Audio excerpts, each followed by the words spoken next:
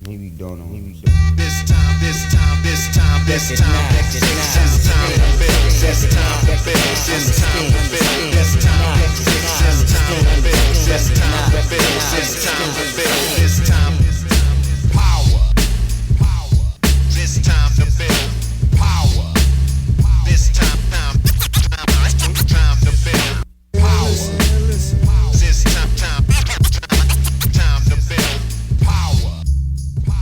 What's up, everybody? I'm your host, Chris Hampton.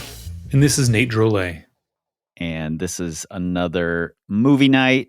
Grab your giant, overpriced bucket of popcorn with the butter from the pump. Do you ever wish you had butter from a pump at home? No, but Now you will. Not. I was about to say, but just because I've never conceived of that idea, now I'm like, oh, pump butter might be good. Do you put flavoring on your popcorn? Because I know some movie theaters have a bunch of flavoring options now that you can shake onto your popcorn. I've never even tried it. I'm a classic, just butter right over the top. Me too, for sure. And I always buy more popcorn than I think I'm going to eat, just because you're still going to eat it. Yes, exactly. It's always like, oh, this is way too much. And then eventually you're like, well, okay, it's pretty much gone. Yeah, I just watched the movie with my arm in the popcorn bucket the whole time. Yes. It's great for getting your skin in good condition. We're here talking about Passion, Jonathan Siegrist's latest film. What were your initial thoughts going in? I'm curious because I saw it at a premiere. I set up sound for one of the premieres here in Lander. Cool. So I got to see it on the big screen with J-Star there. So I'm curious what your thoughts going in were. I like all Jonathan Siegrist videos for the most part. I mean, him, I think the first ones I ever saw, I think I'd seen them before he came to the Red, but then after he came to the Red and, he was the first person to come to the Red and climb out the crag, essentially. Mm-hmm. Yeah, he had a banner first trip to the Red. It was really impressive. Yes. Some people have since come and done that afterwards, but he was the first person to come out and, climb 60, 513s and 14s kind of thing. Yeah. And everyone was like, we've never heard of this person really. Yeah. But after that, anytime a Jonathan Siegrist video would come out, I'd watch it. I love his climbing style. I'm always super inspired by the fact that, he's continued to get better year after year, and he's close to 40 now, I think. I don't know how old he is, but he must be closing in on it. Yeah. Super impressive climber and someone who's just really seen great progress year after year from what on the outside looks like hard work. So I was excited. Anytime I get to watch Jonathan Siegrist, I'm amped. Yeah, same. And I had seen his posts about it and how the music was really important to him in this film. And that he was sort of going for this skate style video. So I was really interested in watching it with an ear toward the music to see how it all interacted. I was curious how he was going to do that because I know he's been DJing quite a bit recently and, making tracks himself. So I was curious how he went about it. But then also I was a little skeptical of the skate style video simply because there aren't many good climbing examples of that, especially sport climbing. Sport climbing is really hard to make look interesting for a skate style video. I think it works better for bouldering. Yeah. And I feel like I grew up skateboarding, skated for a very long time, owned a ton of skate VHSs, all the classics. Same. And that was the first thing I was really obsessed with. And I think because of that, I'm a little critical of whenever people are like, oh, it's skate style bouldering videos or climbing videos. And I'm like, have any of y'all seen a skate video? Low quality is not skate, is not a skate video. Just because I won't go off on a tangent here, but I feel like it's one of those things that's just kind of thrown around. It's like, oh, well, there isn't a narrative and it's choppy editing, so we're going to call it skate style. I think you're right. I think skate style has been bastardized to mean low quality, low effort, not really that good. We're just going to call it skate style, which is not what I remember in terms of skate videos. Yeah. And it's, I said I wasn't going to go on the tangent. Here I am. But we're talking about video. Someone who was heavily inspired by skate videos back when he used to put out videos was Jimmy Webb. Yeah. And he put out, it's so amazing going back and watching them now, because they were like 4.5-minute clips, which is tiny now for like a YouTube video. But, it would show 8 climbs in like Waco tanks or the South, and everything was streamed together really well. Like it was edited in a way to where like there wasn't fluff, but it also didn't take out any of, what you wanted to see as a climber. Because you can definitely make things a little too choppy to where maybe it lines up well with video, with audio, like the music. But as a climber, you're like, oh, I missed all the good parts. Yeah. But he had a really good eye for creating something that had a good flowing style, very like skate video style, but as a climber. And when I look at that, I'm like, yeah, this was sick. And then when I see newer things that are like, oh, this is skateboarding style, it's like, I don't know that it is. I think it's like an attempt. Yeah. And I think, like Jimmy's videos, first off, it's a shame most of those died with his blog and are gone. At least I think that's what happened, because he had them all on his blog, right? They were on the blog. He had a Vimeo, and like half of them are gone now, which is such a shame. Yeah.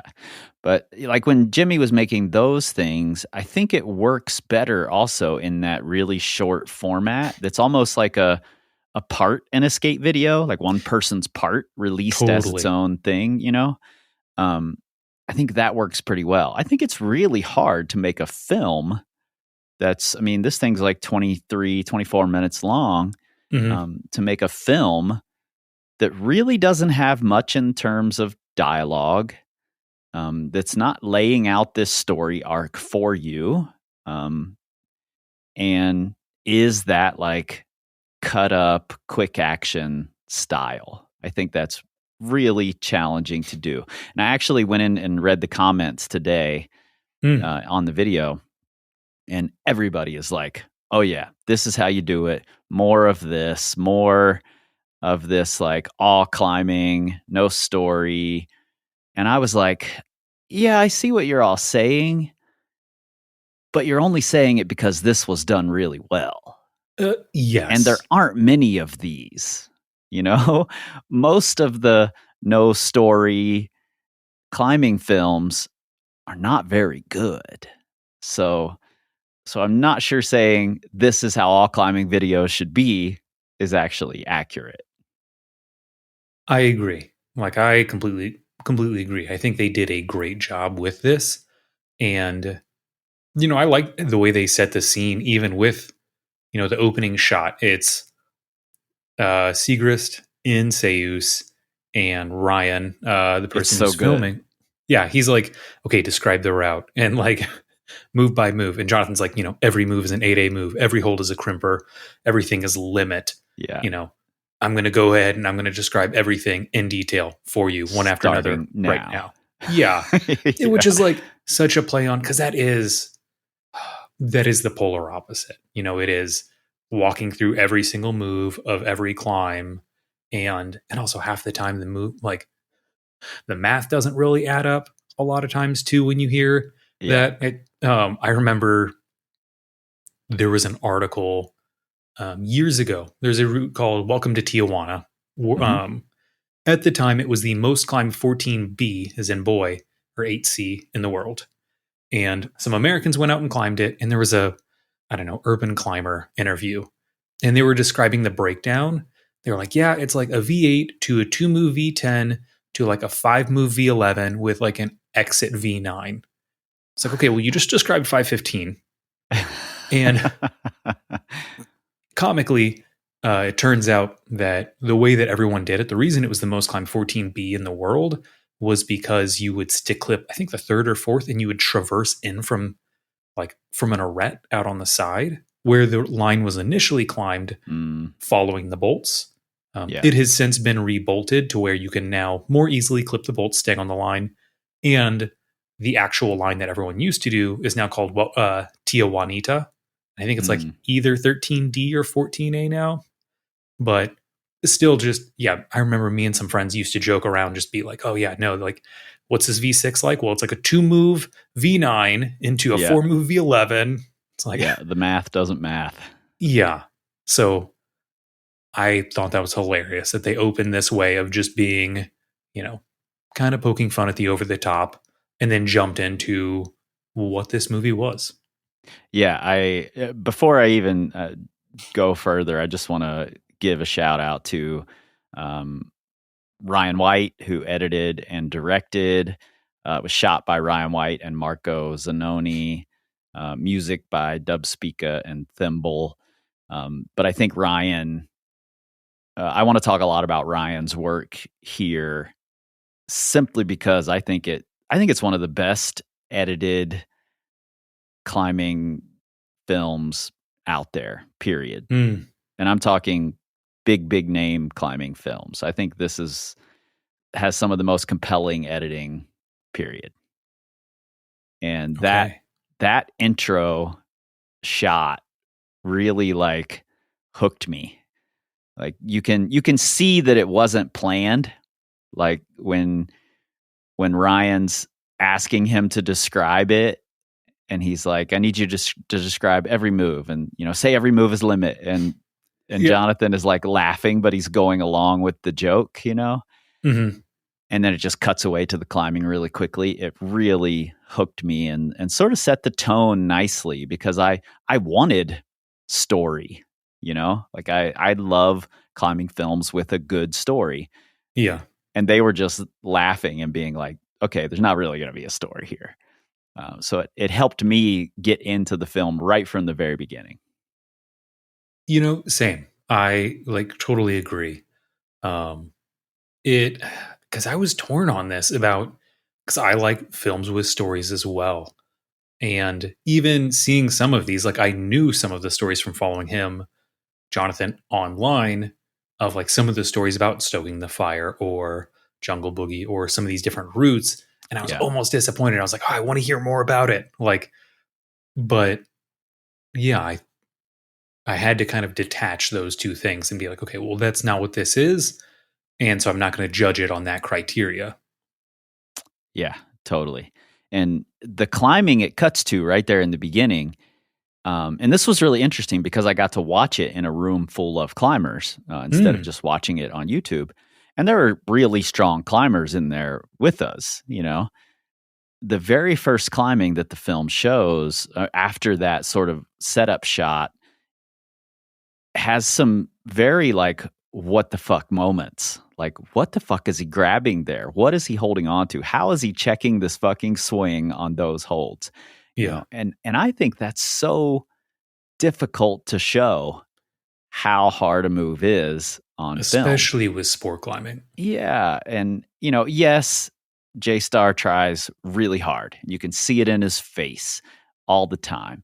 But it doesn't matter. There are very few climbers you can show how difficult a move looks. And it does it right away.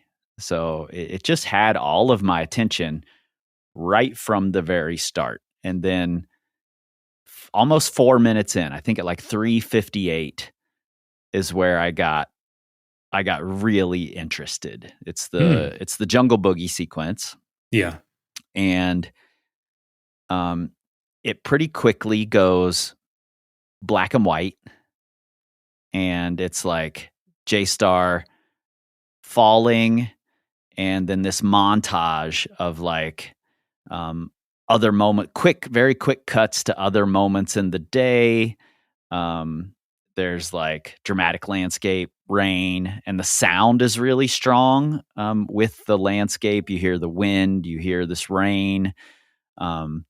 you hear him taping up, and these are very quick montages, and then back to climbing and falling off, and then it happens again, and it's really engrossing. And I liked that it cut to black and white there, because it's sort of like the music is also this like sonar sound, and there's no drums, and it made me want to pay off. I'm like in anticipation mode, like what's about to happen. And then it cuts to color and the music cuts off, and I'm like, oh, it's about to go down, you know? And then he sticks this move and he yells and nothing happens. And I'm like, what the fuck? Where are the drums? Like something's got to happen. And Ryan like very patiently waits until he finishes and yells, you know, this like jubilation moment. And then the beat comes back in. And I was like, he just made me anticipate harder than I ever have in a climbing film, ever. And it just seemed like a really cool moment to have in the first 4.5 minutes of the film. And I was completely into it at that point. That's awesome. And I am not I'm completely into this climbing film person, usually. You know, initially I wasn't really sure. You had kind of opened up by saying sport climbing's hard to do in a fast-paced way. So, and I'm very used to, with sport climbing, I kind of want to see the whole sequence, the whole flow. And the thing I was worried about the most when it was quick cuts was, I feel like there was this era, and I think it was around the dubstep era, when all climbing videos were edited to match music more than to match the climbing. Yeah. So it would be like, you know, someone would hit a hold and they would start to hold what is the crux swing of a boulder, but then it would jump ahead to them with their foot already on doing the next move. And you're like, oh, like you took the best part out. And yes, if I didn't climb, this would be really cool. And it would just flow so well with the music. But yeah, I feel like there were a few years there where I was like, God, a lot of the editing is just looks cool. But as a climber, I hate it. As someone who likes watching movement, I hate it. Yeah. And everybody was cutting on the one. It was like 1, 2, 3, 4, cut 2, 3, 4, cut 2, 3, 4, cut 2. And that was entire videos. Yes, exactly. And it like flowed really nicely visually if you didn't care about what you were actually watching. Yeah. But man, for me, it was so upsetting because like I just want to watch good climbers moving well. So when this opened and when it was kind of flipping through different scenes so quickly, I was like, oh no, like, is that going to happen? And I feel like Ryan really balanced this well. Like, yes, it was quicker and more fast paced, and it wasn't just, you know, single shots of like 30 moves in a row, but it still really kept like the feeling of the difficulty of the flow of Jonathan's style, which I really appreciated. Yeah, I felt like he did a great job of like pausing on the drama, like letting the drama play out before he cuts to something else. Totally. And I told Ryan this after I watched the film, that I was really impressed by the restraint that he had in the editing process, because it's really easy to overdo the like special effects, you know, the like quick cut montages or the reversing or, you know, slow-mo or any of these devices that can be used to like create some drama. It's really easy to overdo those. Mm-hmm. And when doing that, you sort of lose the natural drama that is playing out up there anyway. And it's all this artificial drama that loses its luster after, you know, 3 or 4 times in a row of doing that. And I thought he really masterfully used reverses and slow-mo and these devices whenever he used them, but then let the natural drama play out time and time again. And it was really cool to watch that happen. Yeah, I agree. I think a good example of this was definitely the shot of Jonathan doing the red point crux on stoking the fire. Yeah. Because it kept showing all these different clips, showed a lot of frustration, all these different feelings, and then it stops. And I don't even remember the music. Maybe it was like pulled back, but I just remember it felt like just the world paused for a second because it was one continuous cut, like the whole way through. And I loved that. It like made you, it went from this very fast paced thing to like, okay, we're zooming in. Here we are. Like, this is the moment. Mm-hmm. Yeah. And the film is like split into 3 parts, 3 chapters. And chapter 2 is what you're talking about. I think that's my favorite part of the film. It wasn't my favorite the first time I watched it, but watching it back the second time, I think chapter 2 was my favorite. And it's very cleverly titled Spain, but the S is silent.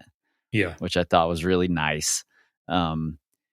And I think they do a really good job in this segment. I think it starts around 12 minutes of telling the story without telling you the story, like you said, it shows the frustration so well. And you're hearing Jonathan's voice in the background of these shots saying, I think I've reached my threshold. I should have left after 3 weeks. Yeah, exactly. And you can hear him getting angry when he's talking about it and frustrated. And he starts yelling about it feels so far away now. It's such a cool moment to get to see that frustration from America's most prolific sport climber. Like, it'd be very easy just to think, oh, he's always fucking sending, Yeah. And I know that Stoking the Fire was like one of his most emotional, against the clock, unsure of himself sins. But rather than tell that story in Jonathan's words, Ryan's editing really puts the story together and tells you that. And I just thought it was really beautiful. And then it ends with, like you said, this continuous cut of him doing the thing, and it plays out. Like, it doesn't just clip the chains and go to the next film or the next chapter. He clips the chains, and you can see the weight being lifted off of him while he's hanging up there. And it's shot from below. He's just hanging there at the chains, like his head against the wall. And you can see there's this weight being lifted and this emotion.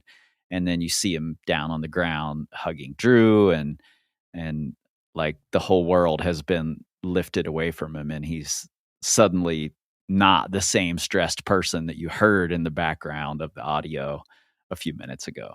It's really brilliantly done. Yeah, I agree. And I think one other thing I thought they did well was it's either the first shot or the second shot of that. At the bottom, it says, I think it says 20 days into trying. And so you immediately are like, oh, okay. Like, this is he's invested. Yeah, totally. And I want to ask Ryan about this. I considered texting him. I think they're in France right now. But I considered texting him to ask him this question.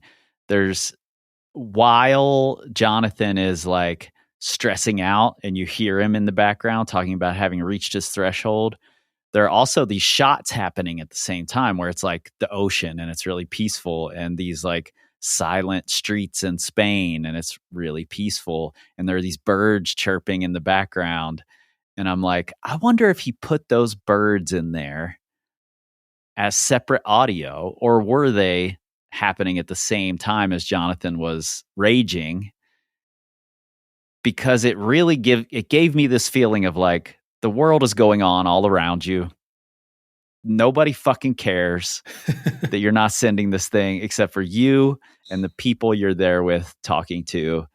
And it's just such a great reminder of how small these little climbing goals are, but how much they mean to us, Mm-hmm. I'm going to ask him eventually, but I would love to know if those birds are on the same audio track as Jonathan, or if Ryan put them in there as this contrast to Jonathan's rage. Yeah. I'd love to hear. So one thing that I actually have a question for you, halfway through watching this, so I watched it twice, and the first time watching it, halfway through, my immediate thought was, it feels like it was made to be watched in a crowd. Like, and a lot of it is just like, it reminds me a lot of Quinn Spatafora over at Tension. He does the Tension YouTube. He does the videos that are Undeniable Vibes is the title of them. Yeah. And this has that same feeling of like, and I wish I had a better way of wording it, but yeah, it's just, yeah, you watch it, you're like, this is just a vibe. Like everything feels so in line with each other. Like the video, the music, everything, just, it all works together. Yeah, I agree. But yeah, and especially with the music, when I was watching it, I was like, I feel like this would be really fun to watch with a bunch of people.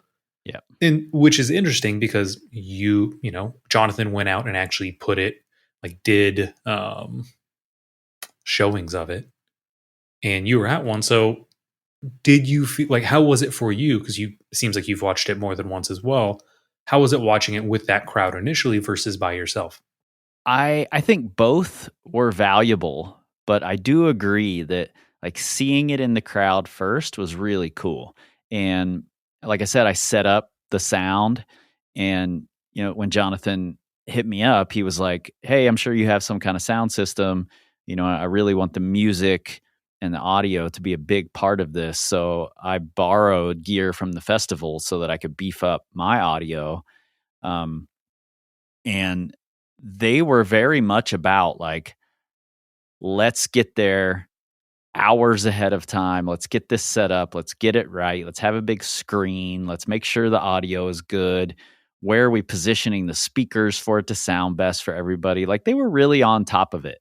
That's cool. Which I really appreciate, because it's not the normal climber thing. I'm not going to throw anybody under the bus here, but I've been doing events for long enough to know that 99% of climbers want to show up 3 minutes before their thing starts and plug in their laptop and ignore what's going on.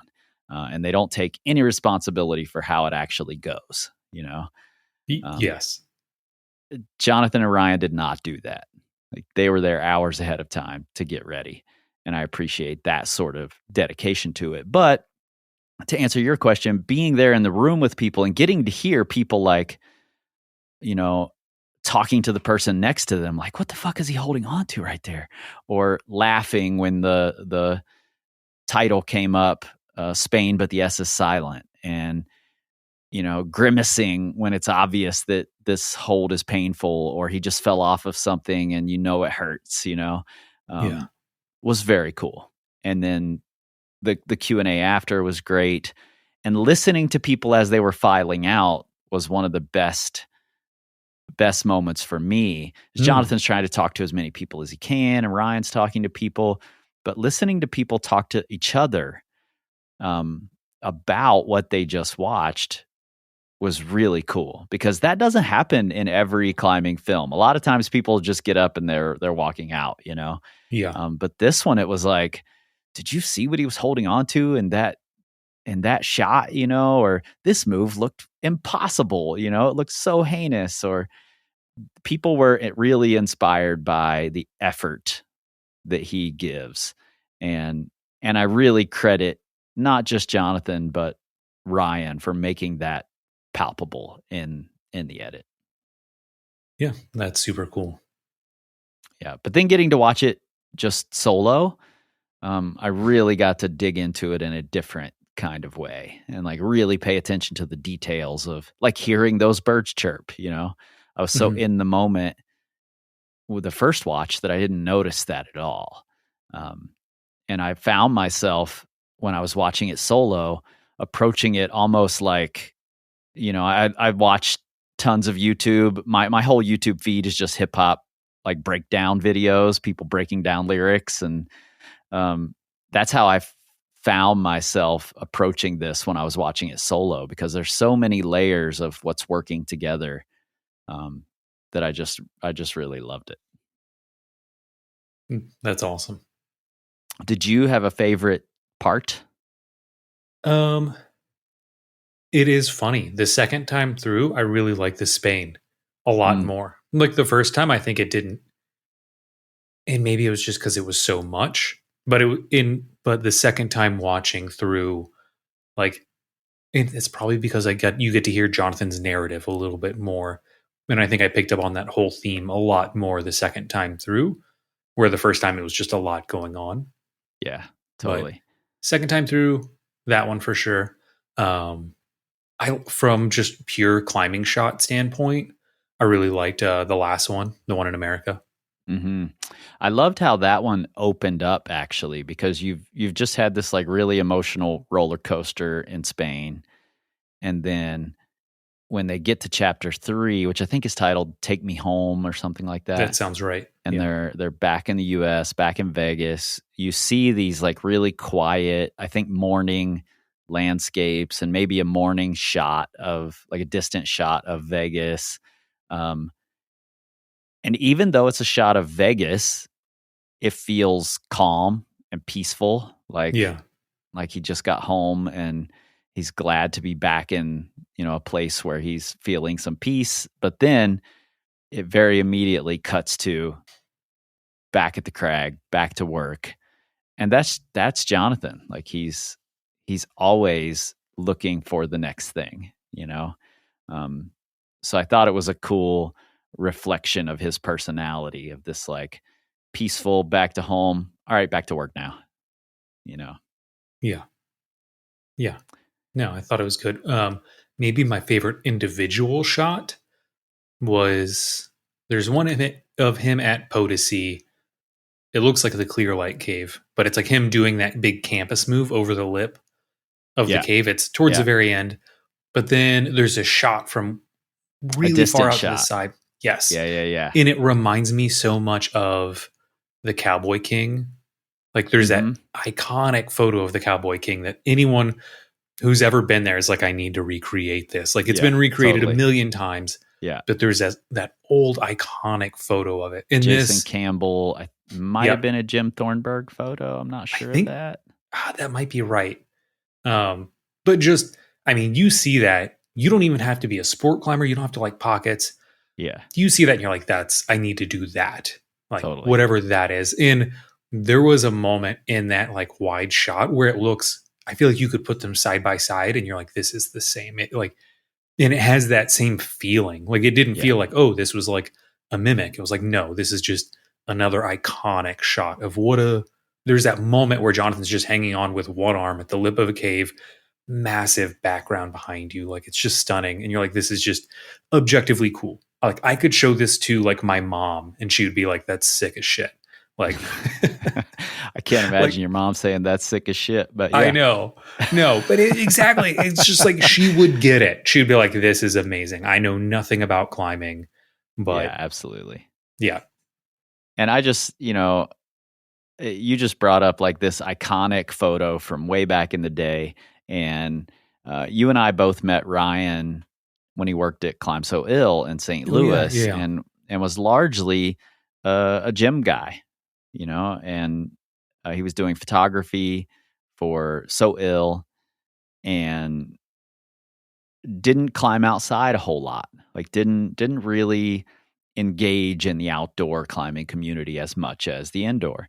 And it's been really cool to see him become more of an outdoor climber and embrace that community side of things. But when I was talking to him, he was very knowledgeable about the old films and Mike Call and Boone Speed and all of these guys making films back in the 90s. And he had seen them all, watched them all, knew them all.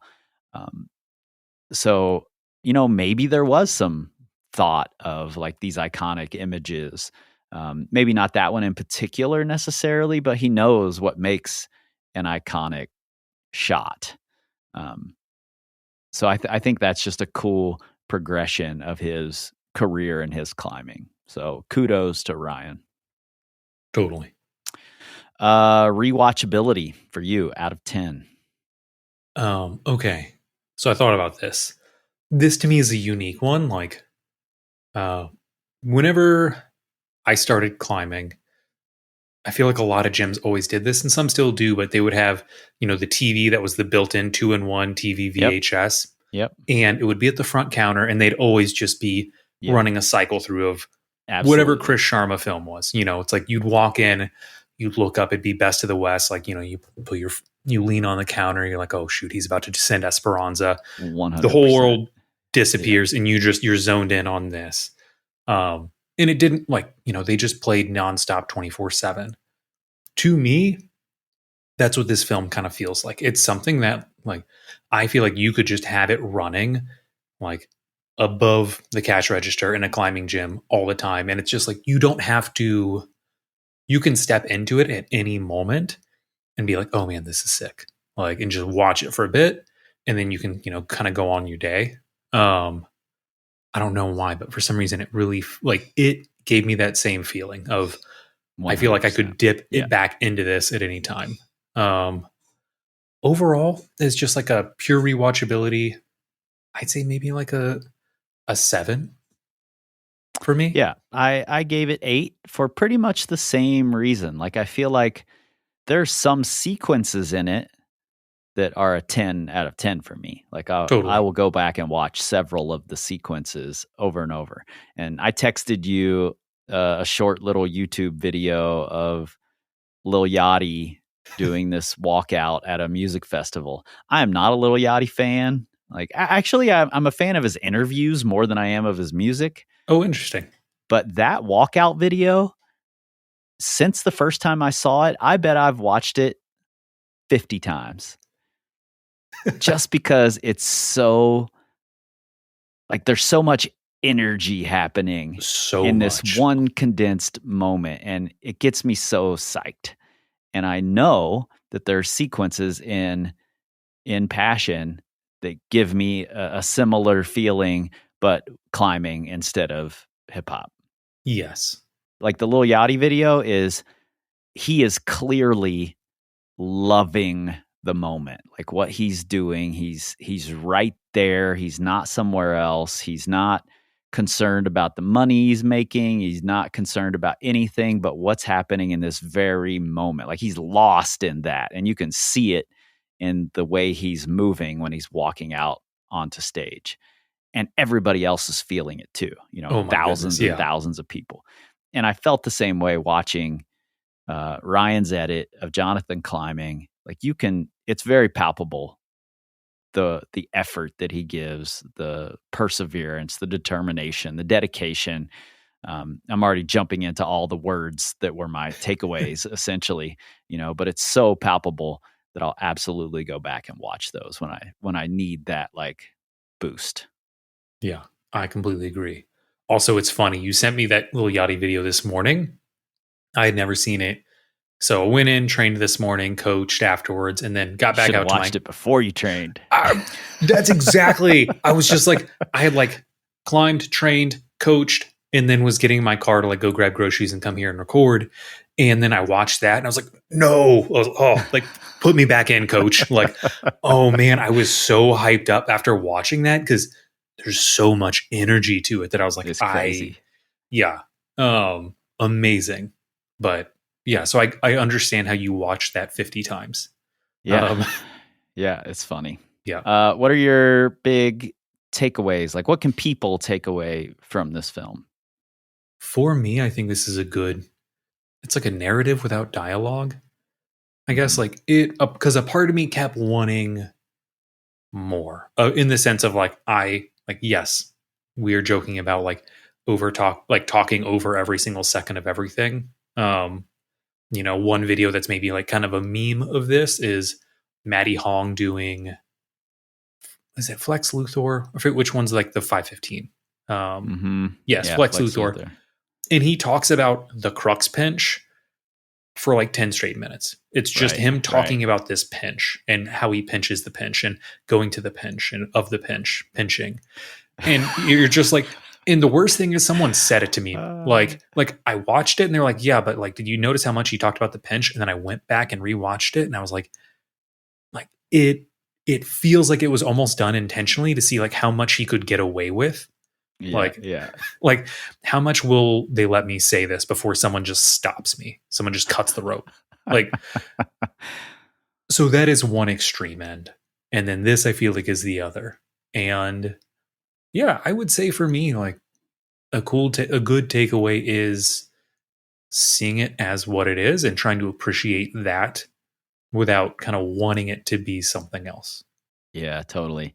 And I've got a couple here that one is just on Jonathan himself. Like I think a lot of people unfairly pigeonholed him as this static, slow, always in control climber. And I think he probably was that to some degree early on.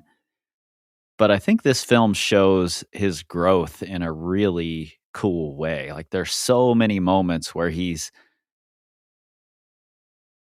on the verge of out of control, but reeling it back in.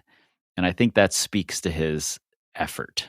And I think we can see his effort so much in so many shots in this film. And if we could, he isn't where he is because this is easy for him. That's clear. He's where he is because he tries really fucking hard. Totally. All the time, you know? And I think if we could harness 30% of the effort that he gives, or giving that level of effort 30% of the time, we're all going to climb better. So, and that's where it ties into that Lil Yachty walkout video for me, is like, if I can capture that thing for even a few seconds every time I go rock climbing, I'm going to be a better rock climber. Absolutely. So I think that's the two biggest takeaways for me tied into one, like Jonathan's growth, and we can pull that same effort. Hopefully. Yeah. I like that a lot. Possibly. Maybe. I mean, even if you're just trying. Yeah. I think that's so worth it. It's, and that's really one of the intangible things that comes with harder climbing. And it's because it is so easy to look at, oh, well, Jonathan has strong fingers, or really good endurance, or he has an entire room full of original Testarossas. I can only assume, where are these coming from? I don't know. They haven't made them in years, and he still has fresh ones. But we can look at all these tangible things and be like, this is what makes him such a good climber. And while those things do exist, man, his work ethic, like his ability to keep showing up and putting in the work and trying hard is, it's just so invaluable. Yeah, it's incredible. All right. Next, we are going to watch the recent Jakob Schubert film. I think it's Dedication. Yeah, this was Passion. That was Dedication. Passion and Dedication. Yeah, it's funny because you had texted me the two, and I somehow didn't notice that until this morning, looking back at them. Yeah. And I was like, oh, that's kind of comical that these titles, how they play off each other. Yeah, and I think they're a cool contrast in different types of filmmaking, but with two of the most, I think, inspiring climbers that we have. And kudos to everybody involved in Passion. Frankly, I think Jonathan Siegrist is a fucking national treasure at this point. Like, I think he's the best representative we have of sport climbing. Just a really great human, really great role model in terms of how to approach your climbing and your life. And Ryan, amazing job on the editing here. I'm ridiculously impressed by what you put together, and I can't wait to see what the next one is. You are on the YouTubes. I'm on the YouTubes. Neither of us make films like this, but no. We are educating on the YouTube. So check those out. And otherwise, you know where to find us. PowerCompanyClimbing.com. Learn, grow, excel. We don't know.